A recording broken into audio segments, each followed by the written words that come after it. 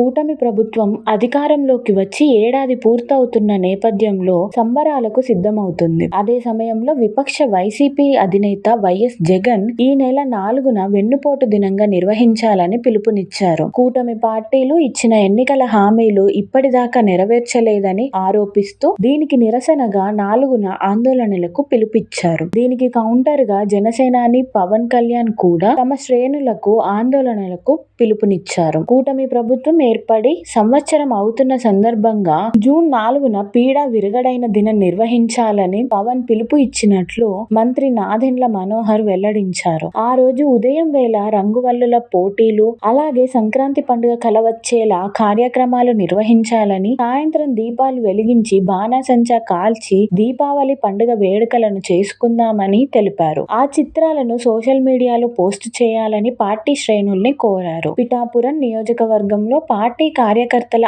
ఆత్మీయ సమావేశంలో మాట్లాడిన నాదెండ్ల మనోహర్, గత ప్రభుత్వంలో రాష్ట్ర ముఖ్యమంత్రిగా ఉన్న వ్యక్తి స్థానిక సంస్థల ఎన్నికలను వన్ సైడ్ నిర్వహించుకోవడానికి కుట్రలు పన్నితే దాన్ని జన సైనికులు, వీర మహిళలు ఎదుర్కొన్న తీరు ఓ గొప్ప స్ఫూర్తి పాఠం అన్నారు. అన్ని చోట్ల ఏకగ్రీవాలు చేయాలనే కుటిల ప్రయత్నాలను జన సైనికులు, వీర మహిళలు ఎదురొడ్డి నిలబడి అడ్డుకున్నారన్నారు. అది పవన్ కళ్యాణ్ నేర్పిన తెగువ అన్నారు. పిఠాపురం నియోజకవర్గంలో పార్టీ కార్యకర్తల ఆత్మీయ సమావేశంలో మాట్లాడిన నాదెండ్ల మనోహర్, గత ప్రభుత్వంలో రాష్ట్ర ముఖ్యమంత్రిగా ఉన్న వ్యక్తి స్థానిక సంస్థల ఎన్నికలను వన్ సైడ్ నిర్వహించుకోవడానికి కుట్రలు పన్నితే దాన్ని జన సైనికులు, వీర మహిళలు ఎదుర్కొన్న తీరు ఓ గొప్ప స్ఫూర్తి పాఠం అన్నారు. అన్ని చోట్ల ఏకగ్రీవాలు చేయాలనే కుటిల ప్రయత్నాలను జన సైనికులు, వీర మహిళలు ఎదురొడ్డి నిలబడి అడ్డుకున్నారన్నారు. అది పవన్ కళ్యాణ్ నేర్పిన తెగువ